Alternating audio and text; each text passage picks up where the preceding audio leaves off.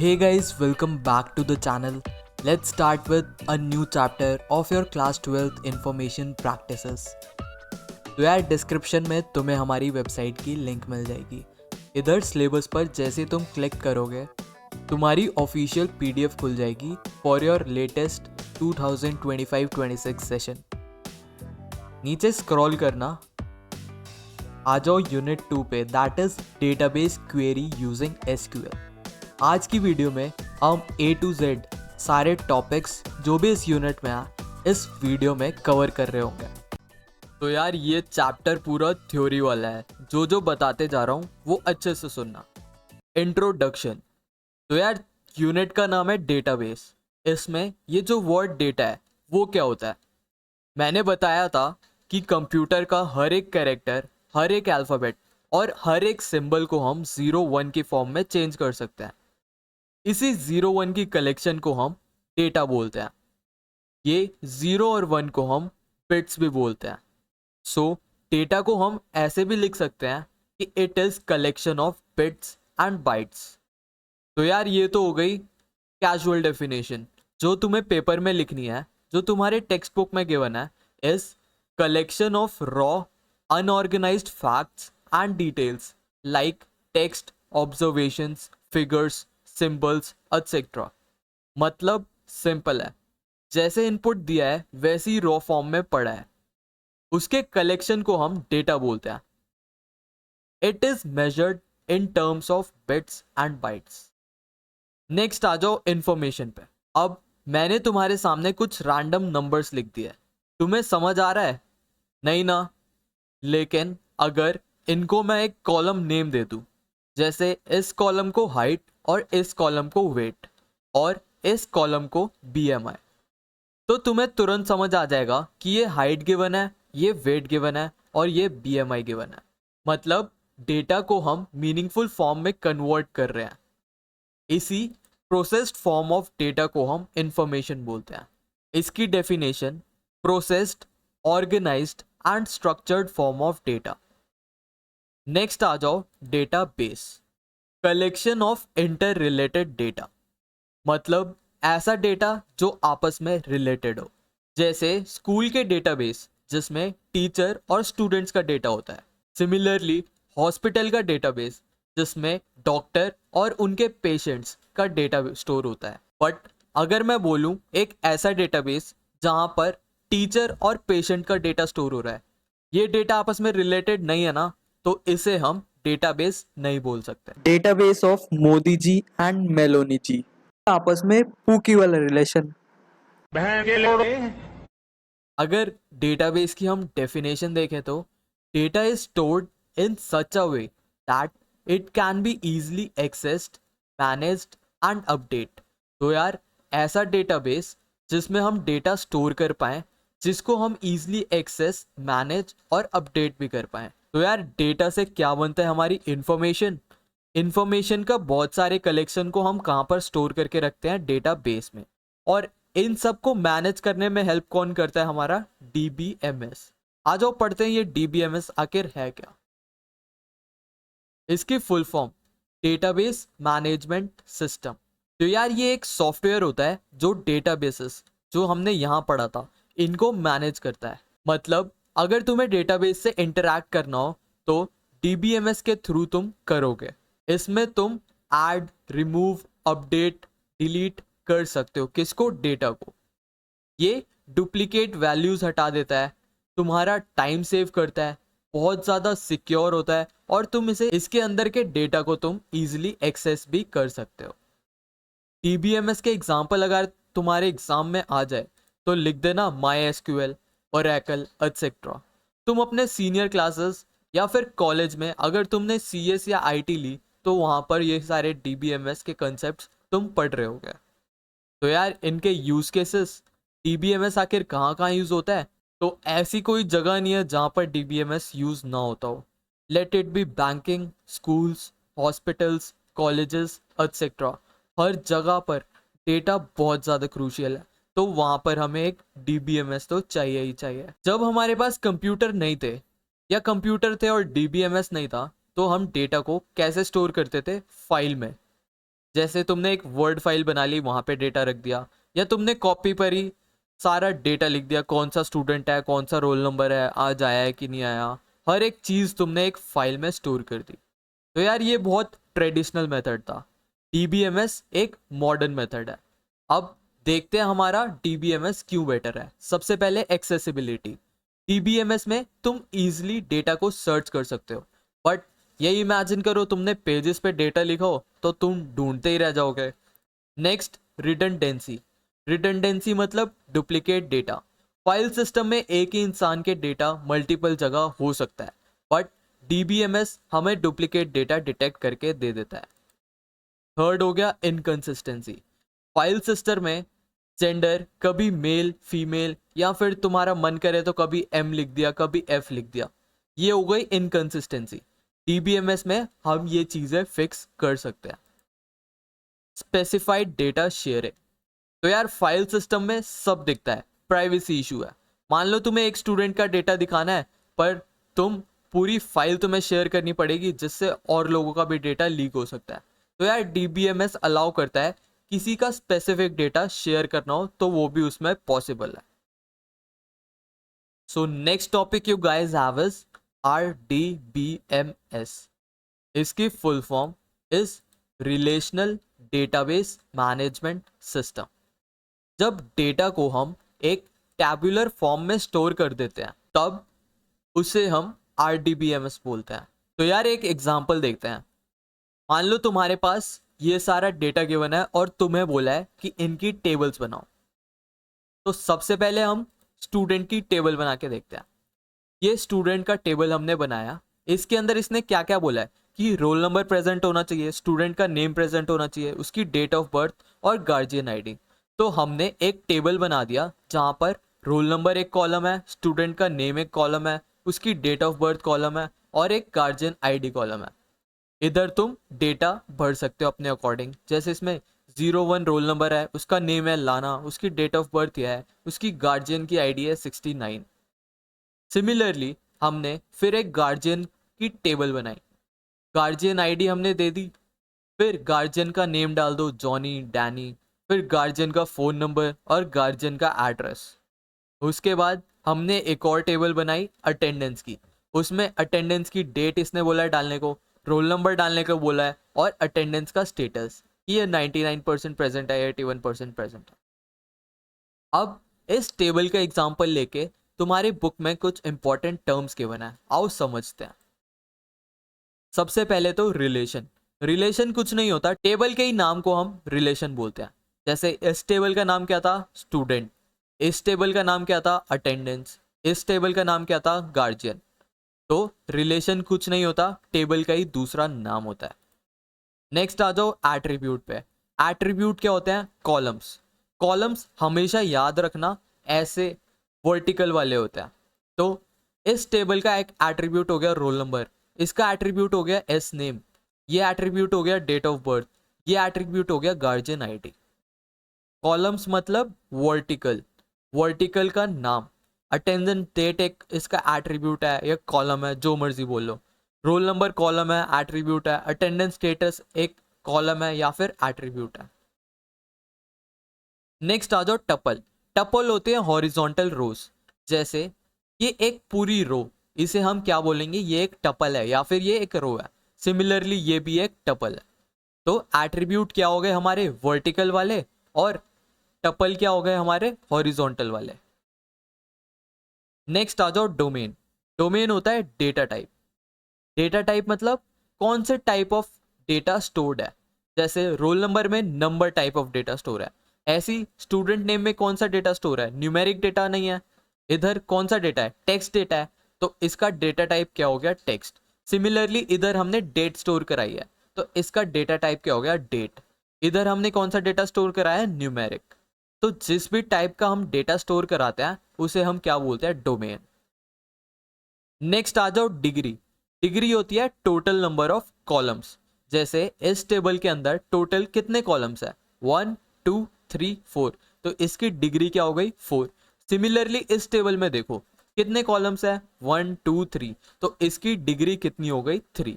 तो तुम्हारे एग्जाम में आ सकता है, तुम्हें एक टेबल बना के दे दे, तुमसे पूछे बताओ डिग्री कितनी है, तो degree total number of columns गिन लेना और उधर लिखाना। नेक्स्ट टर्म है हमारी कार्डिनैलिटी। कार्डिनैलिटी होती है टोटल नंबर ऑफ रोज। जैसे इस टेबल में टोटल रोज कितनी है, 2। कॉलम के नाम को हम रोज के अंदर इंक्लूड नहीं करते, ये याद रखना। इसके अंदर भी तुम्हारी कार्डिनैलिटी कितनी हो गई, 2, इसके अंदर भी 2। अब इसके बाद जो लास्ट इंपॉर्टेंट टॉपिक इस सेक्शन का बचा है इज कीज। सबसे पहले होती है प्राइमरी की। प्राइमरी की ऐसी की होती है जो यूनिक होती है हर एक टेबल में। जैसे ये वाला टेबल इमेजिन करो, इसमें रोल नंबर हर का यूनिक होगा ना। हर एक तुम्हारी क्लास में किसी भी 2 बंदों का सेम रोल नंबर तो नहीं होता ना। तो कुछ ऐसी चीज जो हर एक बंदे का यूनिक है, उसे हम क्या बोलते हैं, प्राइमरी की। इसे हम कभी भी खाली नहीं छोड़ते टेबल के अंदर। जैसे तुम्हारा फोन नंबर तुम्हारी प्राइमरी की बन सकती है, तुम्हारा रोल नंबर, तुम्हारा आधार कार्ड, ये सारे क्या बन सकते हैं तुम्हारे प्राइमरी की टेबल के अंदर।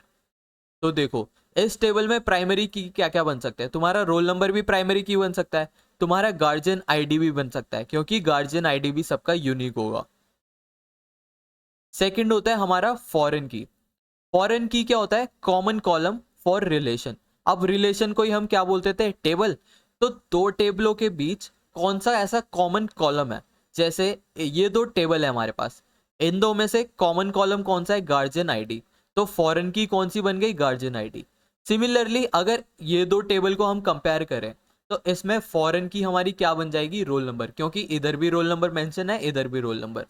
तो तुम्हें पता लग गया प्राइमरी की क्या होती है और फॉरेन की क्या होती है। नेक्स्ट आ जाओ कैंडिडेट की पी, कैंडिडेट की पर। तो यार ऐसे की जो प्राइमरी बन सकते हैं बट हमने बनाए नहीं। जैसे इस टेबल में रोल नंबर भी प्राइमरी की बन सकता था, गार्जियन आईडी भी, क्योंकि दोनों ही यूनिक है और दोनों फुल हैं, कोई भी खाली नहीं है। तो अगर मैंने रोल नंबर को प्राइमरी की चूज कर लिया तो तुम्हारी बची हुई गार्जियन आईडी क्या बन जाएगी, तुम्हारी कैंडिडेट की। तो कैंडिडेट की ऐसी की हो सकती है जो प्राइमरी की बन सकती है बट हमने अभी तक चूज नहीं करी है। उसके बाद आ जाओ alternate key. All candidate keys except primary key. तो यार ऐसे जितने भी कॉलम्स है जो प्राइमरी की बन सकते हैं, हमने एक प्राइमरी की चूज कर ली उसमें से, और बाकी बची हुई जितनी भी कीज है उसे हम क्या बोलते हैं, alternate keys. SQL and my SQL. सबसे पहले देखते हैं एसक्यूएल क्या होता है। जैसे तुम टिंडर या व्हाट्सएप पर एक दूसरे से बात करने के लिए इंग्लिश या फिर हिंदी लैंग्वेज का यूज करते हो।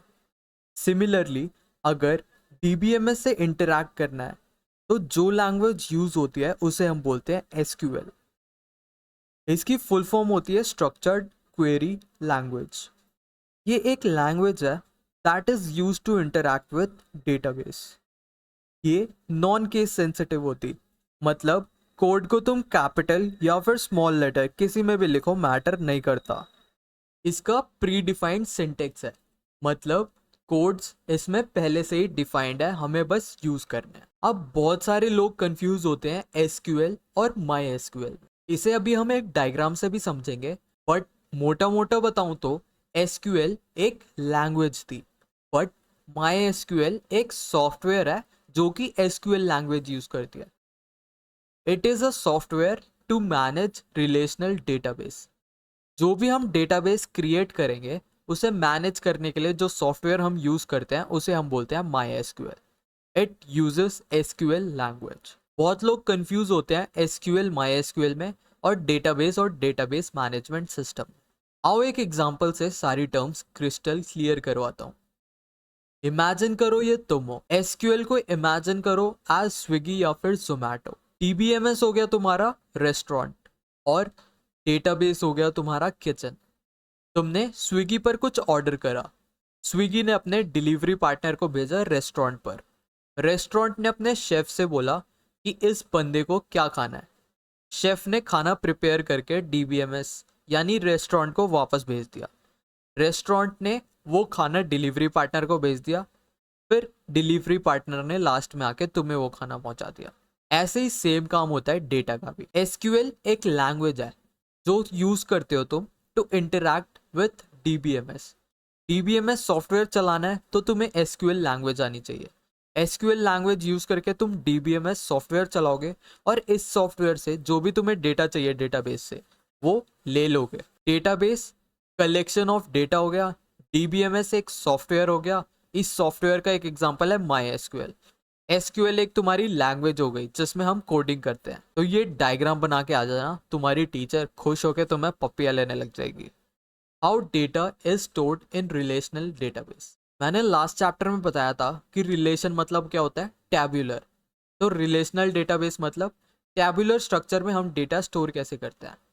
तो रॉ डेटा को हम टेबल्स के अंदर स्टोर करते हैं और बहुत सारे टेबल्स को एक डेटाबेस के अंदर।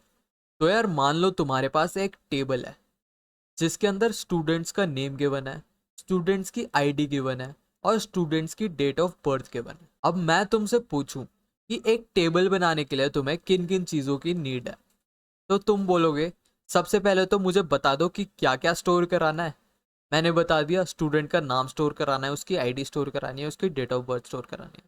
फिर तुम पूछोगे नाम को किस फॉर्मेट में स्टोर कराना है। मैंने बोला टेक्स्ट फॉर्मेट में। आईडी को किस फॉर्मेट में, नंबर फॉर्म में। डेट ऑफ बर्थ को किस फॉर्मेट में, डेट फॉर्मेट में। टेबल क्रिएशन के लिए हमें किन किन चीज़ों की नीड है, सबसे पहले तो कॉलम नेम कि हमें क्या स्टोर कराना है। फिर हो गया उसका डेटा टाइप कि किस टाइप में स्टोर कराना है, किस फॉर्मेट में स्टोर कराना है। एसक्यूएल के अंदर हमारे पास कुछ प्री डिफाइंड फॉर्मेट्स है। सबसे पहले न्यूमेरिक डेटा। जब भी तुम्हें नंबर स्टोर कराने हैं तो तुम यूज करते हो या तो इंट या फिर फ्लोट। जैसे आईडी में हमने नंबर स्टोर करा तो या तो हम इंट यूज करेंगे या फिर फ्लोट। इंट यूज होता है जैसे नाम से पता लग रहा है इंटीजर वैल्यू के लिए, बट अगर तुम्हारे पास डेसिमल वैल्यूज मतलब पॉइंट वाली वैल्यूज है तो तुम फ्लोट डेटा टाइप यूज करोगे। थर्ड हो गया हमारे पास डेट फॉर्मेट। जब भी तुम्हें date of birth, date of death या फिर कोई भी डेट स्टोर करानी है तो तुम डेट डेटा टाइप यूज करते हो। याद रखना तुम्हारे टीचर का सबसे फेवरेट क्वेश्चन, इसका फॉर्मेट पूछ लेते हैं तो तुम बताओगे सबसे पहले हम ईयर लिखते हैं, फिर मंथ लिखते हैं, फिर डे लिखते हैं। हमने न्यूमेरिक डेटा देख लिया, हमने डेट फॉर्मेट देख लिया। अब देखते हैं टेक्स्ट डेटा को कैसे स्टोर कराते हैं। टेक्स्ट डेटा स्टोर कराने के लिए हमारे पास दो फॉर्मेट है, कैर और फैर कैर। तो यार इन दोनों के बीच का डिफरेंस बहुत बार तुम्हारे पेपर में आता रहता है। तो यार दोनों यूज होते हैं टेक्स्ट स्टोर करने के लिए। कैर, कैरेक्टर ऑफ फिक्स्ड लेंथ। जब भी हमें कोई फिक्स्ड लेंथ का टेक्स्ट स्टोर कराना है, मान लो तुम्हारे पास एक टेबल है जिसके अंदर जेंडर कॉलम है, वहां पर एक कैरेक्टर फिक्स होगा ना, या तो तुम एफ लिखो या फिर एम लिखो। उसका साइज फिक्स है कि कॉलम में बस एम लिख सकते हैं या एफ। बट यही वैरकार कब यूज करेंगे, जब हमारे पास वेरिएबल लेंथ होगी। जैसे हमें टेबल में नेम एंट्री करवानी है तो नेम सबके अलग अलग साइज के होते हैं, वेरिएबल लेंथ के होते हैं। तो कौन सा फॉर्मेट यूज हम करेंगे नेम स्टोर कराने के लिए, दैट इज वैरकार। जब भी फिक्स चीज़ों की हम बात करते हैं तब हम कैर यूज करते हैं, और जब भी वेरिएबल लेंथ की बात करते हैं हम वैरकार यूज करते हैं।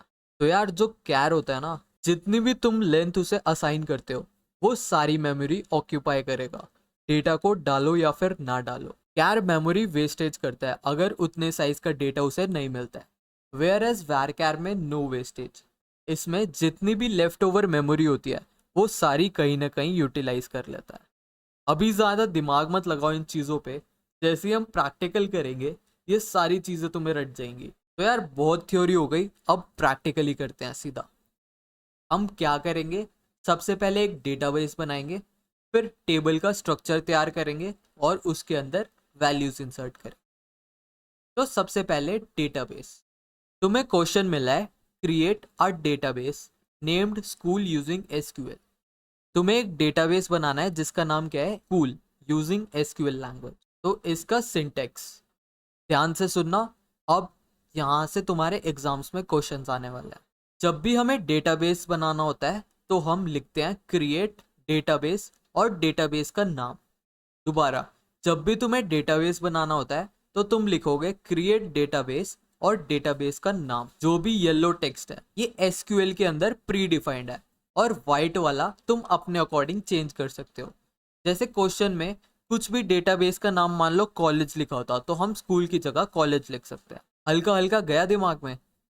डेटाबेस बनाने के लिए हम क्या कोड लिखते हैं, क्रिएट डेटाबेस स्कूल। नेक्स्ट आ जाओ, तुम्हें बोला है create a table class using SQL. तुम्हें एक क्वेश्चन में टेबल गिवन है और बोला है कि ये टेबल बनाओ। इस टेबल का नाम क्या है? क्लास। आओ देखते हैं डेटाबेस बनाने के बाद एक टेबल कैसे बनाते हैं। सबसे पहले हम लिखेंगे यूज, फिर डेटाबेस का नाम कि किस डेटाबेस के अंदर हमें टेबल बनाना है।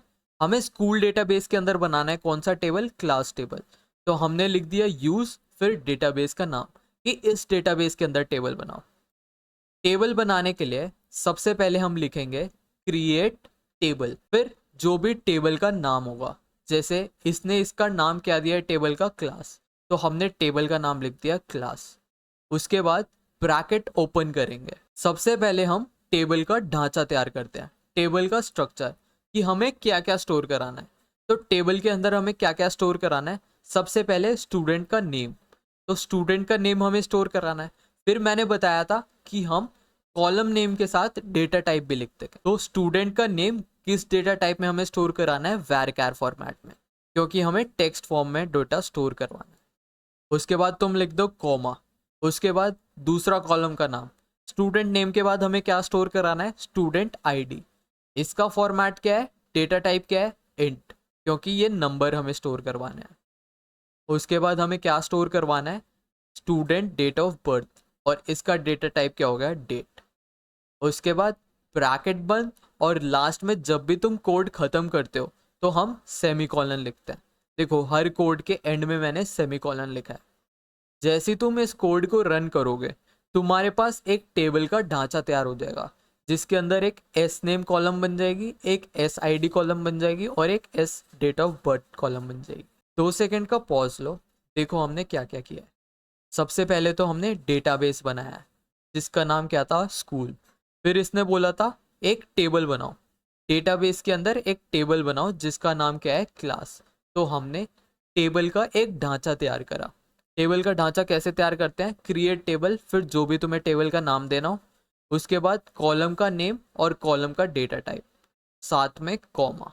जैसे तुम इस कोड को रन करोगे तुम्हारे पास टेबल का ढांचा रेडी हो जाएगा। ठीक है, आगे चलते हैं। तुम्हें नेक्स्ट क्वेश्चन मिला है।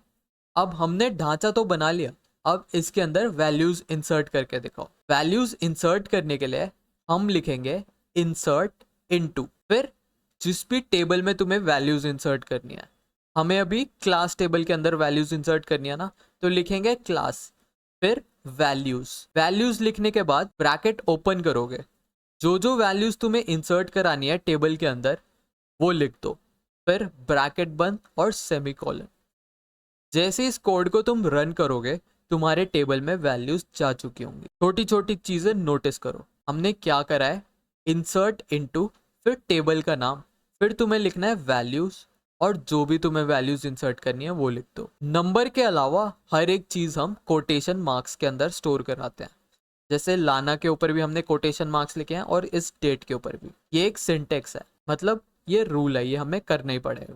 तुम्हें मोटा मोटा समझ आया कि हम कोड कैसे कर रहे हैं? सबसे पहले डेटाबेस बनाया हमने, फिर उस डेटाबेस का यूज करके एक उसके अंदर टेबल बनाई। अब टेबल का ढांचा रेडी हो गया तो उसके अंदर हम वैल्यूज इंसर्ट करेंगे। जो भी मैं ऑरेंज में कोड लिख रहा हूँ ये तुम्हारा प्री डिफाइंड वैल्यूज है, मतलब पहले से ही एसक्यूएल लैंग्वेज में डिफाइंड है। इसके साथ हम छेड़छाड़ नहीं कर सकते। जैसे डेटाबेस बनाना है तो हमें क्रिएट डेटाबेस लिखना ही पड़ेगा, टेबल बनाना है तो क्रिएट टेबल लिखना ही पड़ेगा, वैल्यूज इंसर्ट करनी है तो इंसर्ट इनटू लिखना ही पड़ेगा। जो भी वाइट से लिखा है इसमें तुम अपने अकॉर्डिंग वैल्यूज डाल सकते हो। आई होप इतना तुम्हें क्लियर होगा। मान लो तुम्हें 2 रोज एक साथ इंसर्ट करानी है, तो कुछ नहीं करना। सबसे पहले जो हमने लास्ट कोड में लिखा था इंसर्ट इनटू टेबल का नाम वैल्यूज, और जो भी वैल्यूज लिख दी तुमने उसके बाद एक कॉमा लगाओ और फिर सेम फॉर्मेट में दूसरी रो की वैल्यूज डाल दो। जैसे तुम इस कोड को रन करोगे देखो ये सेकंड वाली रो भी तुम्हारे टेबल के अंदर चली गई। तो अभी तक हमने क्या क्या देखा? डेटाबेस क्रिएट कैसे करते हैं, टेबल कैसे क्रिएट करते हैं, और टेबल्स के अंदर वैल्यू कैसे इंसर्ट करते हैं। अब मान लो एक टेबल के अंदर तुम्हारे पास वैल्यू मिसिंग है। तुम्हारी टीचर ने बोला है जॉनी की स्टूडेंट आईडी मेरे पास है ही नहीं, बट इसको इंसर्ट करो टेबल के अंदर। तो जब भी हमारे पास किसी सेल की वैल्यू मिसिंग होती है तो उसको इंसर्ट कैसे करते हैं, आओ देखते हैं। सबसे पहले तुम लिखोगे इंसर्ट इनटू, फिर टेबल का नाम और वैल्यूज, जैसा हम पहले से करते आ रहे हैं। बट अब ब्रैकेट में तुम ये लिखोगे जिस जिस चीज़ों की तुम्हें वैल्यूज पता है। जैसे इस रो में हमें स्टूडेंट का नाम पता है और स्टूडेंट की डेट ऑफ बर्थ पता है, तो हमने ब्रैकेट में लिख दिया कि हमें स्टूडेंट नेम पता है और स्टूडेंट डेट ऑफ बर्थ पता है। उसी के अंदर वैल्यूज डालना। कौन सी वैल्यूज डालना, जो भी मैं दे रहा हूँ। जैसे मैंने इसे बोला स्टूडेंट नेम में तुम डाल दो जॉनी और डेट ऑफ बर्थ में ये वाली डेट ऑफ बर्थ डाल दो। जैसे तुम इस कोड को रन करोगे तुम्हारा ऐसा टेबल बन जाएगा। जब भी तुम्हें किसी चीज़ की वैल्यूज नहीं गिवन तो तुम्हें स्पेसिफिक कॉलम का नेम मेंशन करना पड़ता है कि कौन कौन से कॉलम की वैल्यूज तुम्हें पता है। Except numerical values, every value is enclosed in quotation marks. मैंने बताया था नंबर के अलावा हर एक टाइप की वैल्यू को हम कोटेशन मार्क के अंदर स्टोर करते हैं। अब आओ थोड़ा थ्योरी देखते हैं। तुम्हें इस चैप्टर के अंदर ये सारी कमांड्स पढ़नी है। एसक्यूएल मेजर 3 कैटेगरी में डिवाइडेड है, डीडीएल, डीएमएल, डीक्यूएल। तीनों की फुल फॉर्म देखें तो डीडीएल की फुल फॉर्म होती है डेटा डेफिनेशन लैंग्वेज, डीएमएल की फुल फॉर्म होती है डेटा मैनिपुलेशन लैंग्वेज और डीक्यूएल की फुल फॉर्म होती है डेटा क्वेरी लैंग्वेज। अभी हमने क्रिएट कमांड देख ली। क्रिएट कमांड से हमने क्या क्या करना सीखा, क्रिएट डेटाबेस बनाना सीखा और क्रिएट कमांड से हमने क्रिएट टेबल करना सीखा। उसके बाद हमने इंसर्ट भी देख लिया। इंसर्ट से क्या होता है, वैल्यूज इंसर्ट होती है। आओ हर एक चीज धीरे धीरे कवर करते हैं। तो यार लास्ट वीडियो में हमने कुछ कीवर्ड्स पढ़े थे, उसे रिवाइज करते हैं। रिलेशन, मैंने बताया था टेबल को ही हम रिलेशन भी बोलते हैं। एट्रीब्यूट, जो भी हमारे पास वर्टिकल कॉलम्स होते हैं उन्हें ही हम एट्रीब्यूट्स बोलते हैं। टपल क्या हो गया, रोज। जो भी हॉरिजॉन्टल होता है टेबल में उसे हम क्या बोलते हैं, टपल। डिग्री क्या होता है, टोटल नंबर ऑफ कॉलम्स। और कार्डिनैलिटी क्या होती थी, टोटल नंबर ऑफ रोज। मैंने लास्ट वीडियो में बहुत डिटेल में ये सारे पढ़ाए हैं। अगर तुमने वीडियो नहीं देखी तो जाके वो वीडियो देखो पहले। उसके बाद मैंने कुछ टाइप की कीज भी बताई थी, प्राइमरी की, कैंडिडेट की, ऑल्टरनेट की। आओ इसको एक एग्जाम्पल से रिवाइज करते हैं। मान लो तुम्हारे पास एक टेबल के अंदर रोल नंबर गिवन है, एडमिशन नंबर गिवन है। तुमने चूज करा कि प्राइमरी की बनाते हैं रोल नंबर को, तो हमारी प्राइमरी की बन गई रोल नंबर। और कैंडिडेट की में जितनी भी कीज बच गई उन्हें हम किस कैटेगरी में डाल देते हैं, ऑल्टरनेट या फिर सेकेंडरी की के अंदर। ये सारी चीजें मैंने लास्ट वीडियो में बहुत डिटेल में बताया था। अगर तुम्हें नहीं समझ आया तो वो जाके देख लो। तो यार प्राइमरी की कौन सी होती थी, जो सबके लिए यूनिक होती है और नॉन एम्प्टी होती थी। कैंडिडेट कीज वो कॉलम्स थे जो कि प्राइमरी की बन सकते थे बट अभी तक हमने चूज नहीं करा है। ऑल्टरनेट कीज कौन सी कीज होती थी, ऐसी बची हुई कैंडिडेट कीज जो प्राइमरी नहीं है। जैसे ये सारी हमारे पास कैंडिडेट कीज थी तो हमने रोल नंबर प्राइमरी की सेलेक्ट कर लिया। जितनी भी बची हुई कैंडिडेट कीज है उन्हें हम क्या बोलते हैं, ऑल्टरनेट या फिर सेकेंडरी की। अभी ये सब मैंने तुम्हें क्यों रिवाइज करा है, क्योंकि नेक्स्ट क्वेश्चंस में हम ये सारी चीज़ें यूज़ करने वाले हैं। तुम्हारे एग्जाम में ऐसी क्वेश्चंस आएंगे, जैसे तुम्हारी टीचर बोलेगी create table back benchers with some constraint. तुम्हारे टीचर तुम्हें ऐसे बना के दे देगी टेबल और बोलेगी इससे एक टेबल रेडी करो यूजिंग एसक्यूएल। तो आओ देखते हैं कैसे हम इस टेबल को क्रिएट करते हैं। सबसे पहले मैंने बताया था हम ढांचा तैयार करेंगे। टेबल का ढांचा तैयार करने के लिए हम सबसे पहले क्या लिखते हैं, क्रिएट टेबल और फिर टेबल का नाम। क्योंकि क्वेश्चन में गिवन है टेबल का नेम यूज करो बैक बेंचर्स, तो मैंने भी यहाँ पे टेबल का नाम लिख दिया बैक बेंचर्स। उसके बाद हम ब्रैकेट ओपन करेंगे। उसके बाद सबसे पहले कॉलम का नेम लिखेंगे। जैसे सबसे पहला हमें कॉलम क्या लिखना है, एस रोल नंबर, तो हमने लिख दिया एस रोल नंबर। फिर इसने बोला है डेटा टाइप कौन सा यूज करो, इंटीजर फॉर्मेट का, तो हमने लिख दिया इंटीजर। अब जब भी टेबल के अंदर तुम्हें कंस्ट्रेंट डालने हो तो इसी रो को कंटिन्यू करते हुए कंस्ट्रेंट डाल दो। जैसे सबसे पहला कंस्ट्रेंट इसने बोला है इसको प्राइमरी की बनाओ, तो इधर कुछ नहीं करना, बस लिख दो प्राइमरी की। इससे तुम एसक्यूएल को बता रहे हो कि हमें एस रोल नंबर को प्राइमरी की बनाना है। इसी को हम बोलते हैं कंस्ट्रेंट्स। सेकंड हमें क्या स्टोर कराना है, एडमिशन नंबर, तो हमने लिख दिया एस एडमिशन नंबर। जो भी तुम्हें क्वेश्चन में बोला होगा वही नेम एज इट इज लिखना। उसके बाद इसने डेटा टाइप कौन सा बोला है, इंटीजर फॉर्मेट, तो हमने लिख दिया इंटीजर। इधर ना तो साइज गिवन है ना कि कंस्ट्रेंट, तो हम इसे एज इट इज छोड़ दिया। थर्ड रो पे आ जाओ। थर्ड रो में इसने बोला है स्टूडेंट नेम, तो हमने लिख दिया एस नेम। उसके बाद इसने बोला है डेटा टाइप, डेटा टाइप लिख दिया हमने var_char। अब देखो इधर इसने साइज भी दिया है। जब भी डेटाबेस का साइज गिवन हो तो ब्रैकेट में डेटा टाइप के राइट साइड में तुम उसका साइज लिख देना। उसके बाद जो भी कंस्ट्रेंट गिवन है एज इट इज लिख दो। इधर इसने बोला है कि इसकी वैल्यू नॉट नल होनी चाहिए, मतलब खाली नहीं रहना चाहिए स्टूडेंट का नाम, तो ये तुम लिख दोगे। उसके बाद कॉमा लिखना। फिर नेक्स्ट रो में देखो इसने क्या बोला है, एस मार्क्स। फिर डेटा टाइप क्या होना चाहिए इसका, इंटीजर। साइज इसने नहीं गिवन तो हमने खाली छोड़ दिया। उसके बाद इसने कंडीशन दे दी कि जो भी मार्क्स है लेस देन 40 होने चाहिए। जब भी तुम कंडीशन लगाते हो लेस देन या मोर देन वाली, तो तुम लिखोगे चेक, फिर ब्रैकेट खोल के जो भी तुम्हें कंडीशन गिवन है। जैसे इसने बोला है स्टूडेंट के मार्क्स लेस देन 40 होने चाहिए, तो तुम लिख दोगे एस मार्क्स लेस देन 40। जब भी तुम्हें ग्रेटर देन या लेस देन कंस्ट्रेंट गिवन हो टेबल के अंदर, तो तुम कौन सा कीवर्ड यूज करते हो, चेक वाला। चेक लिख के जो भी कंडीशन तुम्हें गिवन है ब्रैकेट के अंदर लिख देना। अब आ जाओ नेक्स्ट रो पे। नेक्स्ट रो पे इसने क्या बोला है स्टोर कराने के लिए, डेट ऑफ बर्थ। इसने डेटा टाइप क्या बोली है, डेट, तो हमने लिख दिया डेट। फिर इसने कंस्ट्रेंट लगाया नॉट नल, तो not null as it is लिख देना। उसके बाद नेक्स्ट रो इसने बोली है जेंडर, तो हमने लिख दिया जेंडर। फिर इसने डेटा टाइप खुद ही बोला है कैर। फिर इसने साइज दिया है तो हमने साइज लिख दिया ब्रैकेट के अंदर 1। फिर कंस्ट्रेंट कुछ एज सच है नहीं तो हमने ब्लैंक छोड़ दिया, तो हमने लिख दिया सिटी। फिर इसने डेटा टाइप बोला है var_char, तो हमने डेटा टाइप लिख दिया var_char। फिर उसने बोला है साइज असाइन कर दो 20, तो हमने ब्रैकेट में साइज लिख दिया 20। अब इधर देखो, इधर एक न्यू टाइप का कंस्ट्रेंट आया। इसने बोला जब भी हम सिटी असाइन ना करें तो तुम डिफॉल्ट वैल्यू दे दो दिल्ली। तो डिफॉल्ट वैल्यू असाइन करने के लिए तुम सिंपली लिखते हो डिफॉल्ट, और जो भी वैल्यू तुम्हें डिफॉल्ट वैल्यू डालनी है, जैसे हमें दिल्ली डालना था डिफॉल्ट में, तो कोटेशन मार्क में हमने लिख दिया दिल्ली। हमने टेबल का ढांचा तैयार कर लिया, तो ब्रैकेट बंद और सेमीकोलन। कंस्ट्रेंट्स, इसमें हमने नई चीज़ें सीखी। अगर तुम्हें किसी भी कॉलम को प्राइमरी की बनाना है तो प्राइमरी की एज इट इज लिख दो। अगर तुम चाहते हो कोई भी कॉलम की एम्प्टी ना रहे तो उधर लिख दो नॉट नल। अगर तुम्हें कोई कंडीशन लगानी है लेस देन या ग्रेटर देन वाली, तो उधर चेक डाल के ब्रैकेट में कंडीशन लिख दो।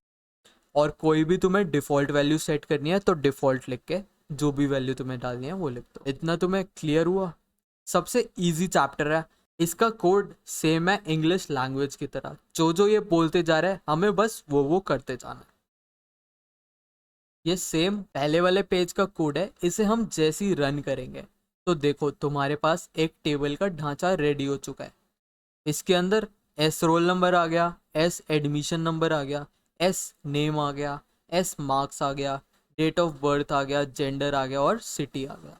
जो हमने बोला था ढांचा बनाने के लिए, एस ने एक ढांचा बना के रेडी कर दिया।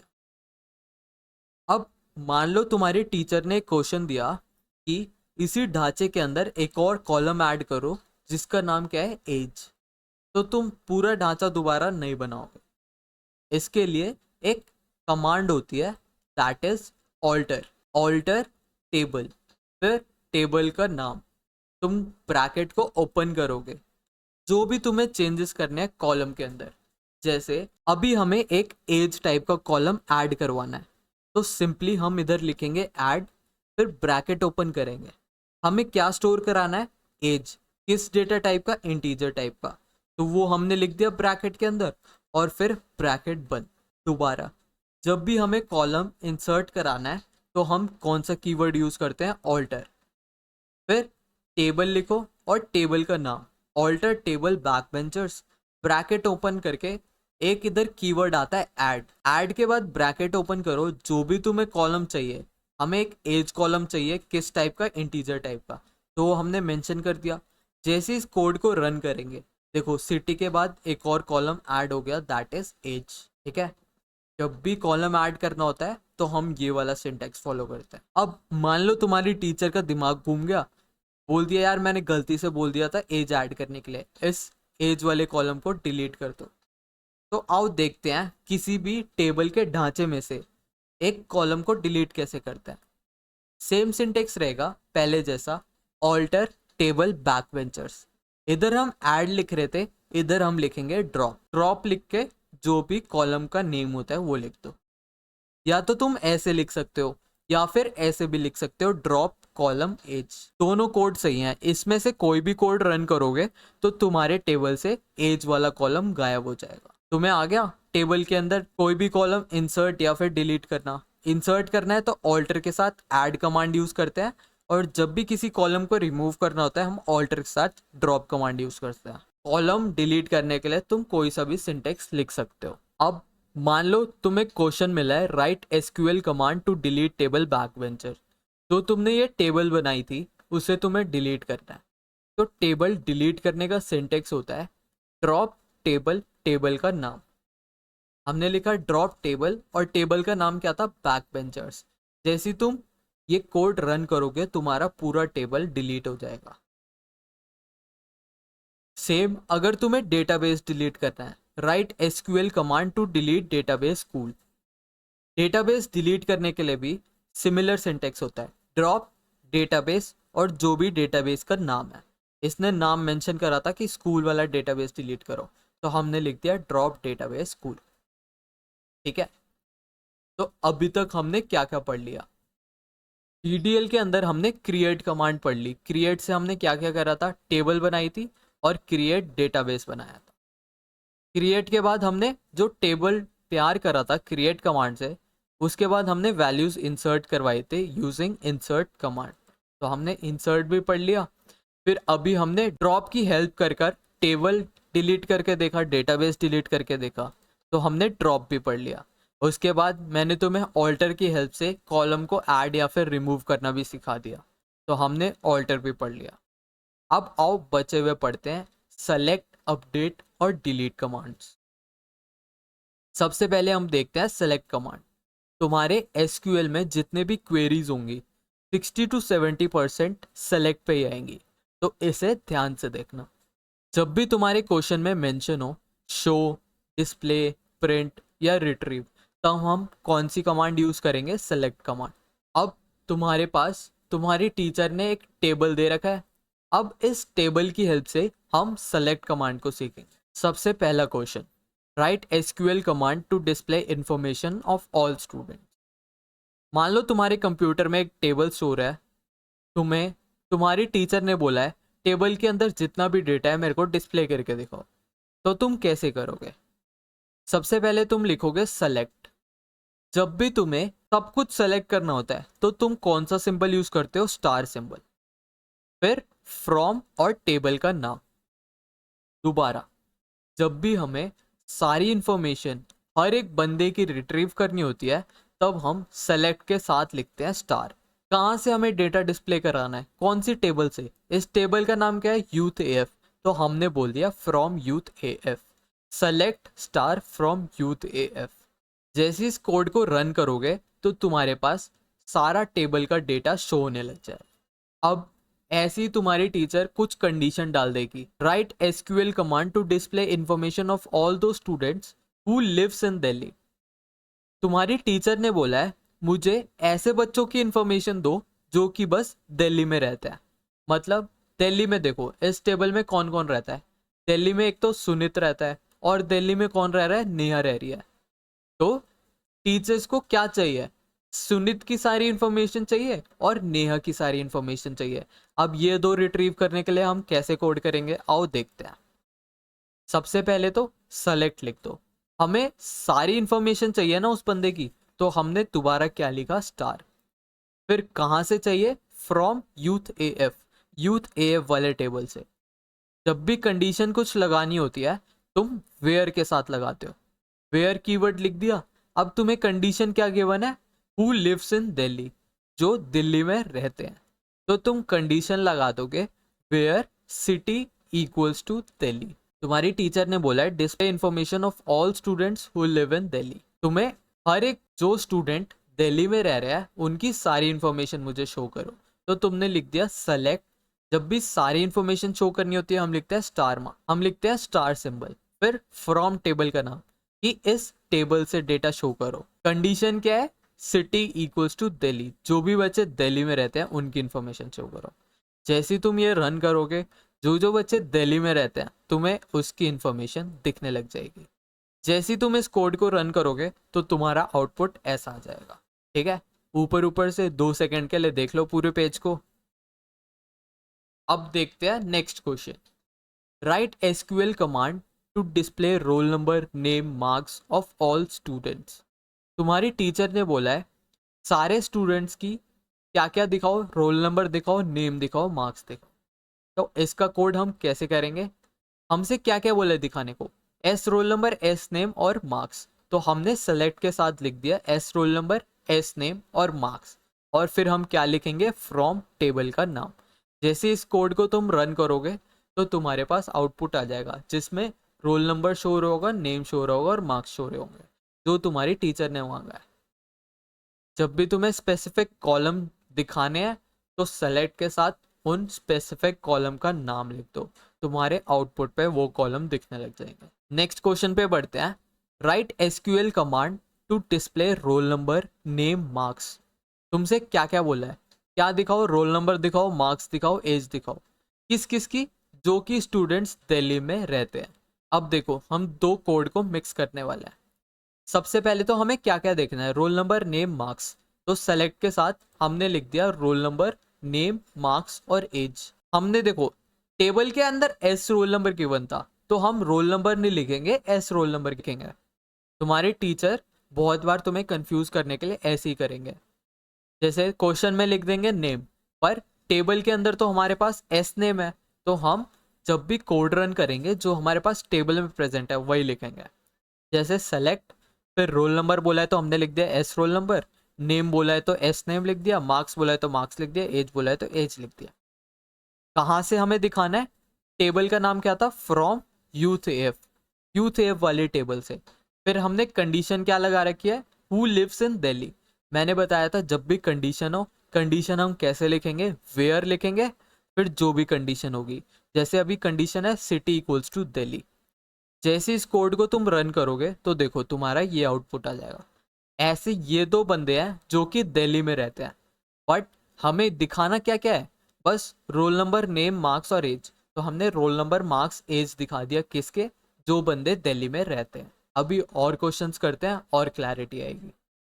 Right SQL command to display information of दो students whose marks is between 95 and 98 included. मतलब सारी इंफॉर्मेशन दिखाओ किनकी, वैसे स्टूडेंट्स की जिनके मार्क्स बिटवीन है 95 एंड 98। 95 और 98 को इंक्लूड करना है। तो सबसे पहले हम लिखेंगे सेलेक्ट, क्योंकि इसने बोला है display information of all students, सारी इंफॉर्मेशन दिखानी है। तो हमने क्या यूज करा, स्टार। कौन से टेबल से, फ्रॉम यूथ एफ। अब इसने कंडीशन क्या डाली है, where marks is between 95 and 98। तो हमने वेयर लिख दिया। अब देखो कंडीशन हम कैसे लगाएंगे, इधर दो कंडीशन है ना, मार्क्स बिटवीन होने चाहिए, मतलब 95 से बड़े या फिर बराबर और 98 से कम या फिर बराबर। तो हमने कंडीशन में सबसे पहली कंडीशन लिख दी, where marks greater than equal to 95, मतलब मार्क्स 95 या 95 से बड़े, और फिर एंड कीवर्ड लिखा क्योंकि हमें दोनों कंडीशन चाहिए। जब भी दो कंडीशन चाहिए होती है हमें एंड लिखते हैं। फिर लिख दो मार्क्स किससे कम या बराबर होने चाहिए, 98 से। दोबारा क्वेश्चन में बोला है सारी इंफॉर्मेशन दिखाओ ऐसे स्टूडेंट्स की जिनके मार्क्स 95 और 98 के बीच में है। तो हमने लिख दिया सेलेक्ट स्टार, क्योंकि सारी इंफॉर्मेशन शो करनी है। फिर फ्रॉम टेबल का नाम और फिर कंडीशन डाल दी वेयर। मार्क्स कौन से चाहिए, 95 के बराबर या बड़े और 98 से छोटे या फिर बड़े। तो हमने लिख दिया marks greater than equal to 95। फिर दो कंडीशन को मर्ज करना है तो एंड लिख दिया। फिर लिख दिया हमने marks less than equal to 98। तो इससे होगा क्या, जितने भी स्टूडेंट्स के मार्क्स 95 या 95 से बड़े हैं और 98 और 98 से छोटे हैं वो हमें शो होने लग जाएगी। इसी कोड को हम दूसरे तरीके से भी लिख सकते हैं, सेलेक्ट स्टार फ्रॉम टेबल का नाम वेयर। कंडीशन में देखो तुम लिख दो मार्क्स, फिर बिटवीन जो भी तुम्हें दो नंबर गिवन है वो नंबर डाल दो। Marks between 95 and 98। जैसे ही इस कोड को, इनमें से किसी भी कोड को रन करोगे तो ऐसे टेबल के अंदर जिनके भी मार्क्स 95 या 98 से बड़े हैं बस वही शो होंगे। तो इस क्वेश्चन से हमने क्या सीखा, दो कंडीशंस को मर्ज कैसे करते हैं, बिटवीन और एंड कीवर्ड का भी यूज हमने देखा। जब भी तुम्हें बिटवीन वाला क्वेश्चन आए या तो ऐसे करके कर लो या फिर ऐसे कर लो।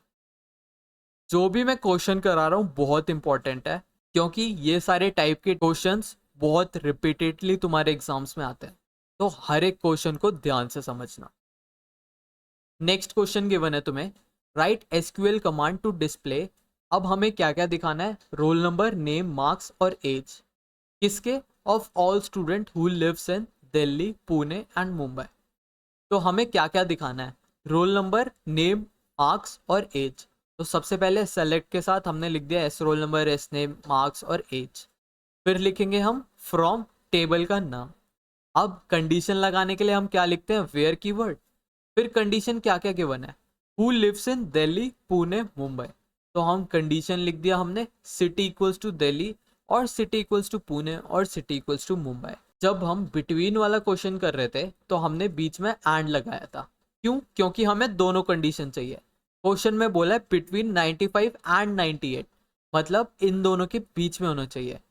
बट अभी हमें क्वेश्चन में क्या बोला है, who lives in Delhi, Pune और मुंबई, मतलब इन तीनों में से कहीं पर भी हो। इसीलिए हमने इधर क्या यूज करा है, और। ऐसा कोई कंडीशन मिल जाए जिसमें एक भी कंडीशन ट्रू हो तो चलेगा, तो तुम क्या यूज करते हो, और।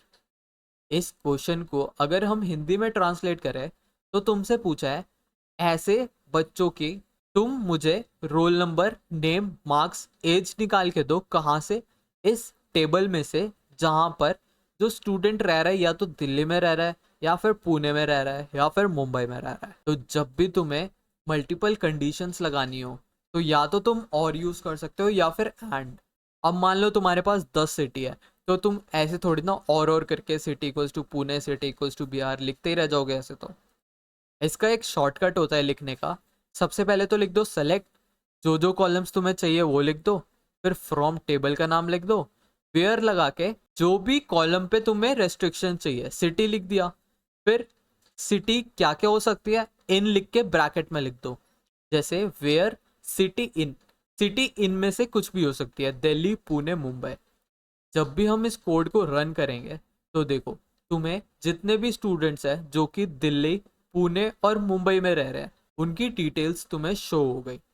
और हमें क्या क्या शो हुआ है, S roll number, S name, marks और एज, जो कि तुमसे क्वेश्चन में मांगा था। आओ देखते हैं next question, write SQL command to show information of दो students whose name start with S. ऐसे स्टूडेंट्स की इंफॉर्मेशन दिखाओ जिनका नाम एस से स्टार्ट हो रहा है। अब इसमें एंट्री होती है वाइल्ड कार्ड कैरेक्टर्स की। सबसे पहले हमें सारी इंफॉर्मेशन शो करानी है, तो हमने सेलेक्ट के साथ स्टार कीवर्ड लिख दिया। फिर टेबल का नाम लिख देंगे फ्रॉम यूथ एएफ। अब कंडीशन, कंडीशन ध्यान से देखना, वेयर लिखा हमने। अब इसने बोला है student whose name start with S, ऐसे बच्चे जिनका नाम एस से स्टार्ट हो रहा है, तो हम लिखेंगे where S name. S name के बाद हम लिखते हैं लाइक, उसके बाद तुम लिखोगे एस परसेंटेज साइन। ये क्या कहना चाह रहा है, ऐसे सारे नेम बताओ जो एस से स्टार्ट हो रहे हैं, उसके पीछे कुछ भी हो मुझे फर्क नहीं पड़ता, बस स्टार्टिंग में एस कैरेक्टर होना चाहिए। जब भी हमें पीछे या आगे फर्क नहीं पड़ता कितने भी कैरेक्टर्स हो, तो हम परसेंटेज का साइन लिखते हैं। और जब भी हम वाइल्ड कार्ड कैरेक्टर मतलब परसेंटेज या फिर अंडरस्कोर यूज करते हैं तो हम लाइक कीवर्ड लिखते हैं। जैसे इस कोड को तुम रन करोगे तो जितने भी बंदे जिनका नाम एस से स्टार्ट हो रहा है, हमारी टेबल में बस एक ही बंदा है जिसका नाम एस से स्टार्ट हो रहा है, उसकी सारी डिटेल्स आ गई। इसको एक और एग्जांपल देखते हैं, फिर और अच्छे से समझ आएगा। Write SQL command to show information of दो students whose name starts and ends with N. तो हमें ऐसे बच्चों की इंफॉर्मेशन दिखानी है जिसका नाम स्टार्ट भी एन से हो रहा है और एंड भी। तो इसका सिंटेक्स हम लिखेंगे सेलेक्ट स्टार, क्योंकि हमें सारी इंफॉर्मेशन शो करानी है तो स्टार लिखिया। फिर हम लिखेंगे फ्रॉम टेबल का नाम, उसके बाद कंडीशन लिखने के लिए हम क्या यूज करते हैं, वेयर। उसके बाद एस नेम और लाइक कीवर्ड मैंने बताया था। अब इधर देखो मैंने क्या करा है, इसने बोला है start and end with N. First character N होना चाहिए, लास्ट कैरेक्टर एन होना चाहिए, बाकी बीच में कुछ भी हो इसे फर्क नहीं पड़ता, कितने भी साइज का हो, कुछ भी कैरेक्टर हो, इसे फर्क नहीं पड़ता। तो हम इधर हमने लिख दिया परसेंटेज का साइन। इससे क्या होगा, जो भी नेम एन से स्टार्ट हो रहे हैं और एन से एंड हो रहे हैं उनका सारा डेटा हमें शो होने लग जाएगा। एक और क्वेश्चन देखते हैं इसी टाइप का। Write SQL command to show roll number S name marks of दो students whose second alphabet of name is A. अब इसने बोला है रोल नंबर नेम और मार्क्स दिखाओ, किनका, ऐसे बच्चों का जिनका सेकेंड अल्फाबेट स्टार्ट किससे हो रहा है, ए से। सबसे पहले हमने लिख दिया सेलेक्ट कीवर्ड, फिर हमें क्या क्या शो कराना है, रोल नंबर नेम और मार्क्स। तो हमने S roll number S name marks लिख दिया। कहाँ से हमने चूज करना है data, from youth A F, जो भी टेबल का नाम होगा हमने वो लिख दिया। अब कंडीशन लगाएंगे वेयर एस नेम लाइक, ये तीन तो फिक्स है। अब क्योंकि सेकेंड अल्फाबेट ए है, जब भी हमें सिंगल अल्फाबेट रिप्रेजेंट करना होता है तो हम अंडरस्कोर लिखते हैं, मतलब इस अंडरस्कोर की जगह तुम कोई भी एक कैरेक्टर लिख सकते हो। परसेंटेज में कोई साइज फिक्स नहीं होता, तुम कितना भी साइज लो, बट अंडरस्कोर का मतलब होता है एक साइज, मतलब ए से पहले एक कैरेक्टर आना चाहिए और ए के बाद कुछ भी आए। जैसे ही हम इसको रन करेंगे, देखो परी के अंदर सेकंड कैरेक्टर हमारा ए है तो ये वाला आउटपुट आ गया, नमन के अंदर सेकंड कैरेक्टर ए है तो ये वाला आउटपुट आ गया। थर्ड रो हमारी सेम है परी नाम से तो थर्ड रो भी इसने ये दिखा दी। परसेंटेज ऐसे काम करता है कि परसेंटेज के साथ तुम किसी भी चीज से रिप्लेस कर सकते हो, भले वो कितने भी साइज का हो, कोई भी कैरेक्टर हो, बट अंडरस्कोर से तुम बस एक ही कैरेक्टर रिप्लेस कर सकते हो। जब भी ऐसी कंडीशन हो सेकंड या फिर सेकंड लास्ट, तो हम क्या यूज करते हैं, अंडरस्कोर, क्योंकि हमें सेकंड कैरेक्टर पे कंडीशन चाहिए। इसका एक और एग्जांपल देखते हैं। Write SQL command to show all information of दो students whose second and second last alphabet of name is A। इसे वीडियो पॉज करके खुद ट्राई करने की देखो, बहुत इजी सा है। सबसे पहले हमें सारी इंफॉर्मेशन दिखानी है तो सेलेक्ट के साथ हमने क्या लिख दिया, स्टार। उसके बाद फ्रॉम और जो भी टेबल का नाम है वो लिख दिया हमने। उसके बाद वेयर, कॉलम का नाम क्या था, एस नेम। लाइक हम लिखते ही हैं जब वाइल्ड कार्ड कैरेक्टर यूज करते हैं।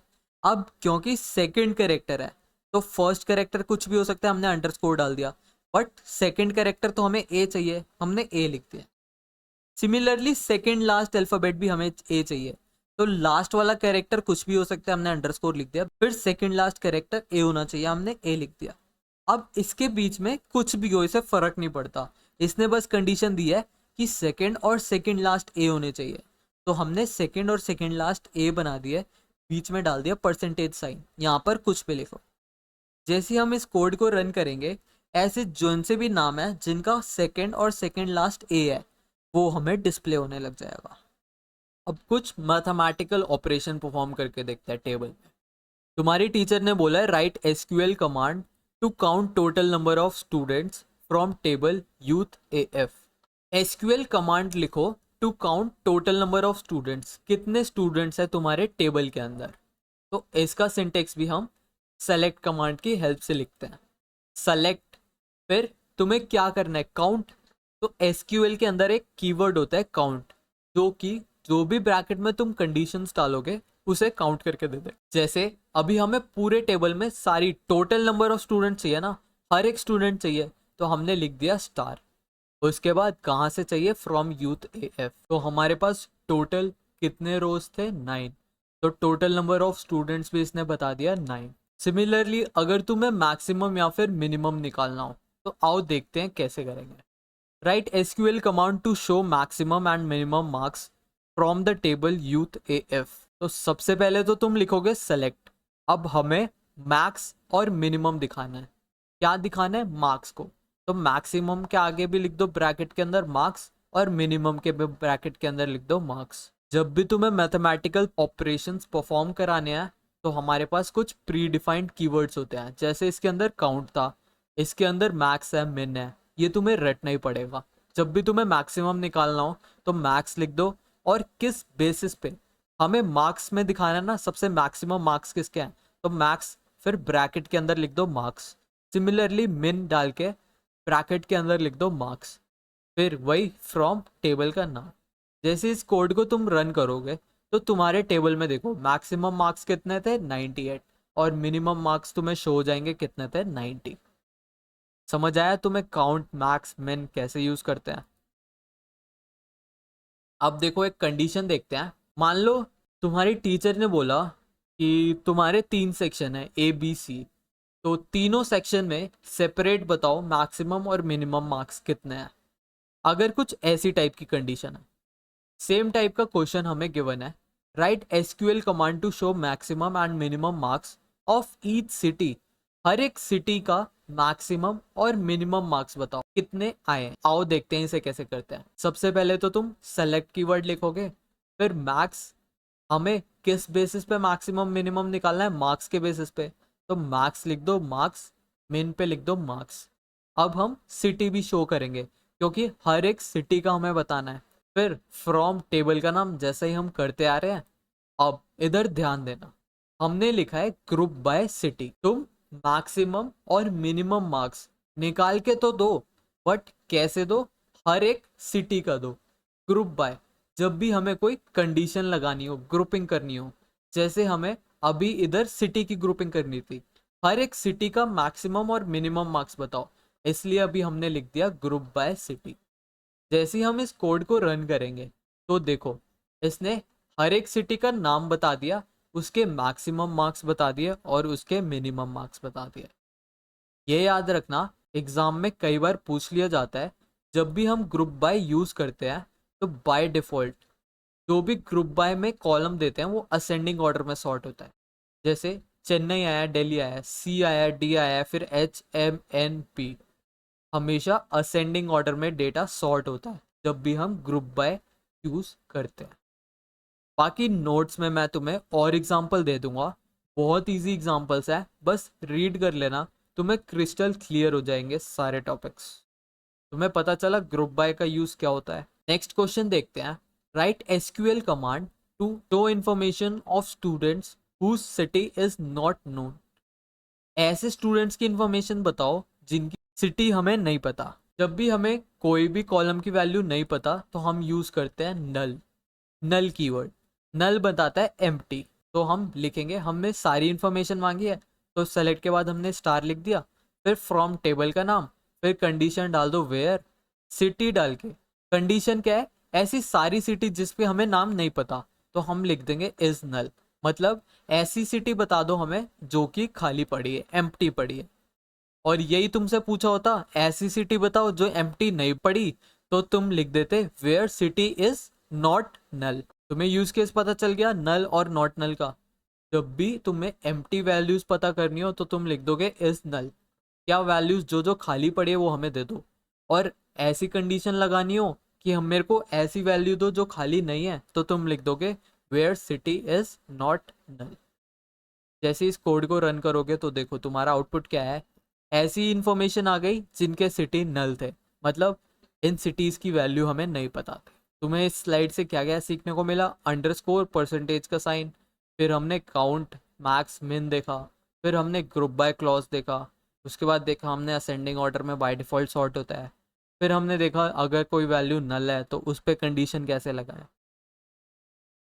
तो यार सेलेक्ट कमांड के 2-3 और यूज केसेस देखते हैं।